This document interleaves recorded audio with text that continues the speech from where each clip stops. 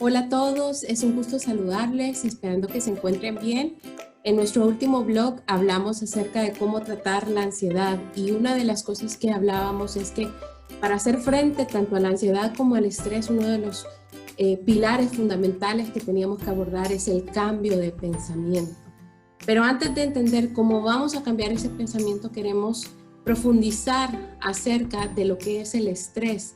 Entendiendo qué es el estrés, vamos a saber si estamos padeciendo índices nocivos o peligrosos para nuestra salud, vamos a identificar los posibles síntomas, pero sobre todo vamos a saber qué técnicas o qué alternativas tenemos para hacerle frente ante la situación que estamos viviendo a nivel global. Así que para este programa me acompañan el doctor Rafael Martínez Cortés, director de Stress Center, y me acompaña también la licenciada Belinda Martínez. Creo que para todos es conocido que somos familia. Y bueno, es un gusto compartir con todos ustedes lo que hemos aprendido y sobre todo poder apoyarles desde el aprendizaje que a través del tiempo hemos recopilado. Así que para arrancar, quisiera preguntarle al doctor Martínez que nos hable acerca del estrés y sobre todo el estrés en tiempos de coronavirus. Bien, creo que vamos a empezar por el estrés en tiempos de coronavirus, que estamos viendo en nuestra clínica cómo ha ido aumentando los altos índices de angustia, de ansiedad y de mucha sintomatología referente al estrés. Por ejemplo, gastritis, colitis, espasmos musculares, dolores de cabeza, ansiedad, depresión y muchos otros síntomas, los cuales pues se están viendo que van al alza. Entonces ahora definir el estrés hay muchos conceptos, muchas definiciones sobre este problema. Y el estrés es un fenómeno de adaptación, nos dicen, de que nosotros nos adaptamos a una acción, sea real o imaginaria, pero que pretende poner en peligro nuestra vida. Eso era lo que se definía en estrés, pero se quedaba corto porque hay muchas cosas que no ponen en peligro nuestra vida y sí nos hacen condicionarnos ansiedad y estrés, ¿verdad? O sea, es una serie de mecanismos fisiológicos que nosotros tenemos para defender o para salir huyendo. A mí me gusta el concepto que lo da la física, que dice que es una fuerza que aplicada a un cuerpo lo va a deformar, lo va a cambiar o lo va a destruir. Y eso es el estrés precisamente. Aquella fuerza, sea real o imaginaria, que te va a destruir, te va a transformar o te va a mejorar algunas circunstancias inclusive. Por eso se hablan de varios tipos de estrés, ¿verdad? Estrés bueno, estrés malo. Sinceramente, pues no estoy conforme con esas definiciones de un estrés bueno y un estrés malo, porque la verdad es un fenómeno de reacción y la reacción siempre va a haber. Cómo la manejemos es el problema. Es como decir envidia. Hay envidia de la buena y la mala. No, envidia es envidia. No hay de buena ni mala. Estrés es estrés. No hay del bueno ni del malo.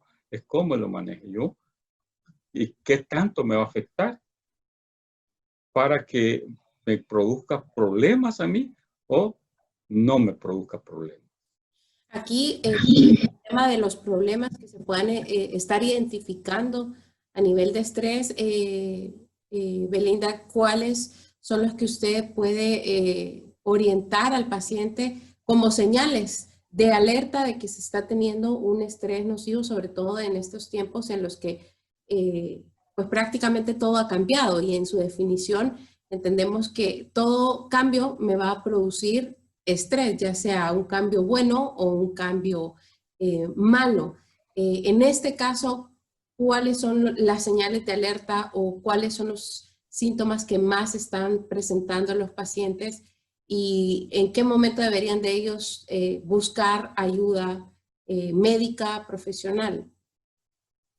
Ok, creo que una de las principales situaciones en las que estamos ahorita viviendo y los factores que más están dando en las personas es el factor gastrointestinal, ¿verdad? Recordemos que cuando hay un aumento de estrés, también uno de los principales sistemas que se ve bloqueado ante la situación de amenaza, como bien decía el doctor, obviamente es todo nuestro aparato gastrointestinal, entonces empezamos con gastritis, colitis, reflujo, que es lo que está ahorita habiendo con mayor frecuencia. Entonces a veces también tendemos ante el COVID ese miedo que si tenemos un reflujo empiezo a toser, que es uno de los signos que da esta situación, ya creemos también que empezamos a tener alguna enfermedad como el caso del COVID. Y otro de los factores, pues, va del insomnio, ¿verdad? El estar con sensaciones de no puedo dormir o que estoy durmiendo demasiado o que me cuesta arrancar o también nos volvemos más aprensivos ante la situación, ante cualquier cosita que desencadena cualquier factor, ante el miedo, al temor. Entonces, esto nos va a afectar a nivel también fisiológico. Otra de las causas que estamos viendo y que ha aumentado las consultas es referente a los dolores de cabeza, las jaquecas que empiezan a presentarse y que también lo podemos confundir muchas veces que ya nos está dando el virus SARS-CoV-2, ¿verdad? Que eso es lo que tenemos que también nosotros identificar. Es bueno consultar siempre y pasar consulta médica, sobre todo porque ahorita ante esta situación hay un aumento también de las crisis de pánico y esta hace que también ante una situación de coronavirus se exacerbe más, ¿ya? Entonces estamos con una situación en la que nuestro cuerpo no puede enfrentarlo y siempre es bueno consultar al médico tratante para ver si hay necesidad de medicamentos y también para ver si hay necesidad de algún otro tipo de plan o tratamiento. Bien, en este caso, bueno, ya entendimos cuáles son los síntomas posibles que puedan estar desencadenando altos niveles de estrés, pero volviendo a la idea inicial y es el hecho de cómo a través de nuestros pensamientos podemos ser neutralizadores o detonadores de más estrés y cómo podemos controlarlos. Quisiera que pudiéramos profundizar en el tema de la neuroquímica que existe en nuestro cerebro, en nuestros pensamientos, para saber por qué es tan importante cambiar nuestra forma de percibir, nuestra forma de pensar y cómo esto puede ayudarnos a nuestra salud física, emocional, mental e incluso también a nuestra salud espiritual. Sí, nuestros pensamientos tienen un reflejo a nivel físico y eso lo vemos nosotros, inclusive pues para estos detectores de mentiras que hablan de que si a uno pues en determinado momento le están haciendo algunas preguntas, eso se va a ver reflejado en la frecuencia cardíaca, en la presión arterial, en la temperatura, en la sudoración, etcétera, etcétera. Entonces un pensamiento puede modificar nuestra situación fisiológica, física, ¿verdad? Entonces, pero uno dice, bueno, ¿y cómo lo hace? Primero hay que ver que nuestro cerebro es tripartito. ¿Qué quiere decir tripartito? Quiere decir que tenemos 3 cerebros en uno. Uno que es el racional, otro cerebro que es el emocional y el último cerebro que es el instintivo o reptiliano. Esos son los 3 cerebros. El cerebro racional es con lo que contamos el IQ, qué tan inteligente soy, qué tanto raciocinio tengo, qué bueno soy para las matemáticas, cómo hago para pasar un examen. Y en muchas ocasiones dicen, mira, qué inteligente salió, va a ser una gran lumbrera y va a ser un gran profesional. Pero sucede que llega a la universidad y probablemente pues no le sirvió mucho la razón que tenía. ¿Por qué? Porque su inteligencia emocional, el otro cerebro, no estaba bien desarrollado. Y entonces tenemos que tener una dualidad y un equilibrio entre razón y emoción. Sin embargo, existe el otro cerebro, que es el instintivo, y ese no siente. El cerebro sentimental, vamos a decir, es el límbico, el sistema emocional. Ese es el cerebro que siente. El cerebro que piensa es el racional. Pero el cerebro que ni siente ni piensa es el reptiliano, el más instintivo. Usted no siente su corazón ahorita, que late, usted no siente la respiración, ni tampoco pide permiso para respirar. Lo hace instintivamente. Y ese es el problema de ese cerebro, porque instintivamente, sin pensarlo y sin sentirlo, hace lo que tiene que hacer. Y en muchas ocasiones dispara al sistema emocional el miedo, la ira, todo esto, que son nada más reflejo de neurotransmisores. Nosotros tenemos más de 50 neurotransmisores en el cerebro. Los más importantes son los mensajeros que le llamamos nosotros alegres, entre ellos la serotonina, que nos sirve para que nosotros podamos dormir bien y para tener algo de felicidad.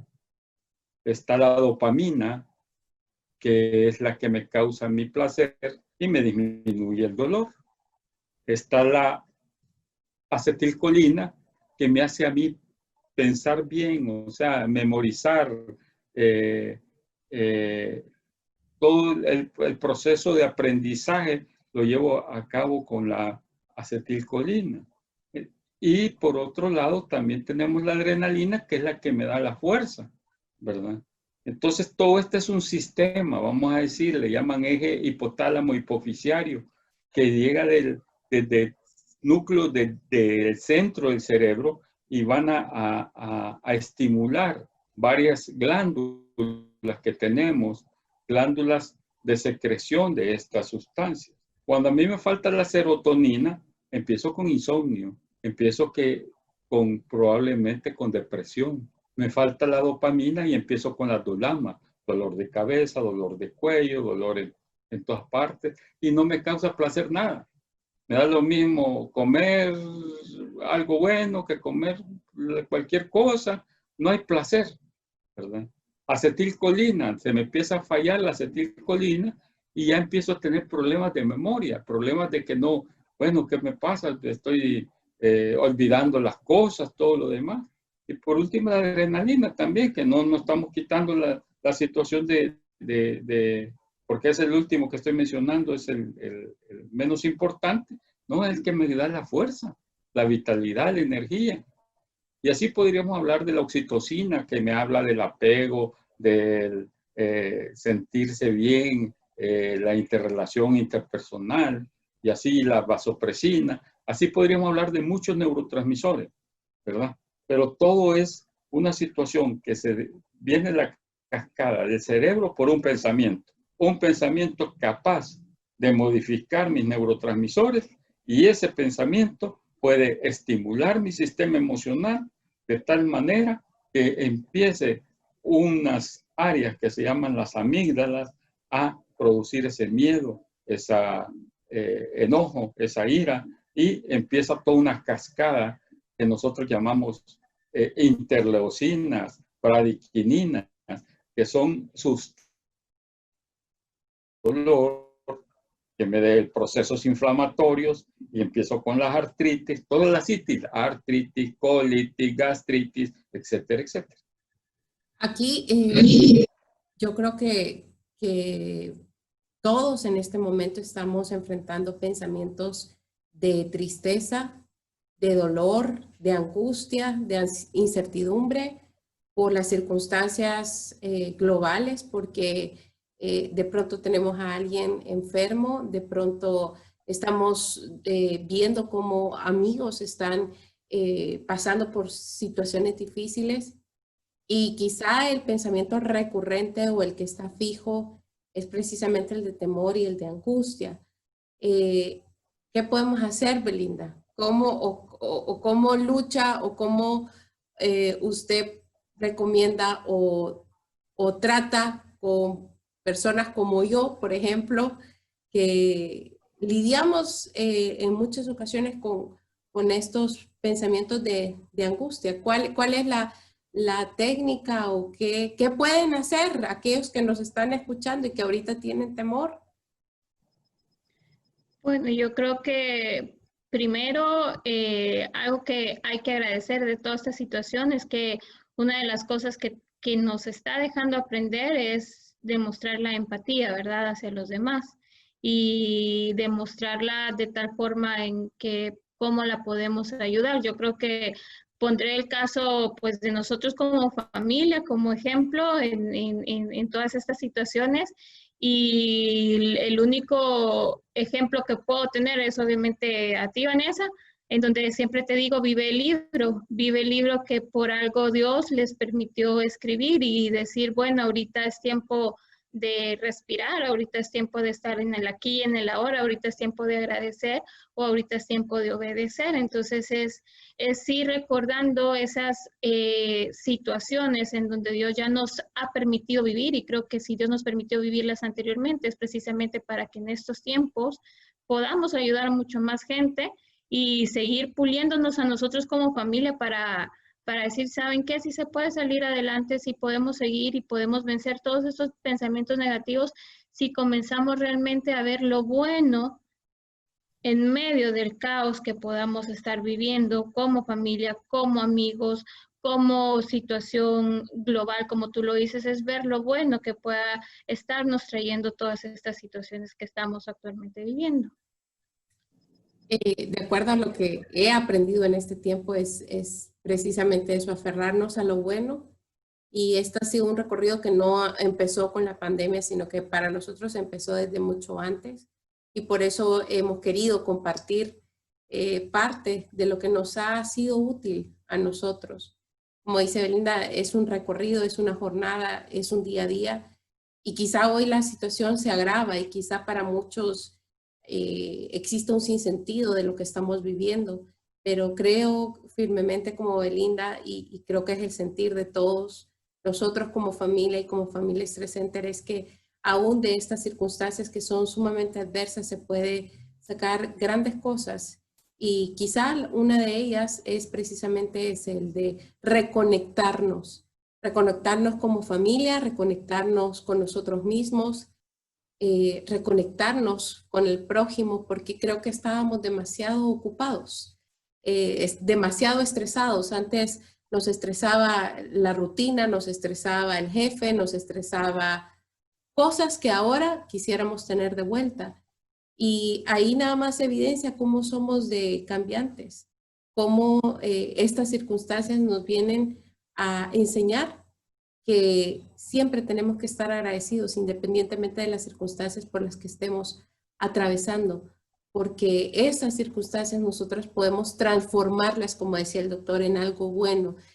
Podemos hacer que de esto que parece muy malo surja algo muy bueno y eso que surja sea principalmente dentro de nosotros, que surja la bondad, la solidaridad, el amor, la empatía, porque esa es la única manera de cómo vamos a poder hacer un mundo mejor. Así que, pues vamos a seguir compartiendo un poco acerca de estas cápsulas del manejo del estrés. No sé si para cerrar quieran dar algún pensamiento o alguna reflexión cada uno para aquellos que nos escuchan y para traer algo de esperanza en medio de tanta incertidumbre. Bueno, lo primero es que existe la pandemia del coronavirus. No le agreguemos otra pandemia a nosotros, que es el miedo.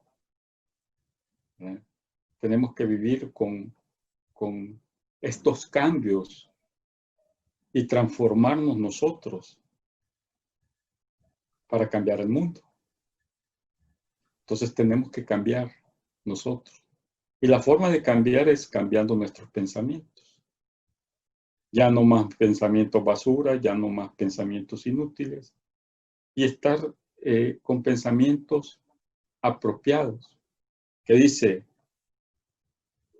en la Biblia nos habla que en todo lo que es bueno, en todo lo que es verdadero, en todo lo que es santo, en todo lo que es adecuado, en eso pensar. Y la paz que sobreviene, la paz reinará en tu corazón. Esa paz que no se tiene entendimiento de ella. Entonces nosotros tenemos que empezar a cambiar nuestra forma de pensar para cambiar nuestros neurotransmisores cerebrales también. Bueno, así como dice el doctor,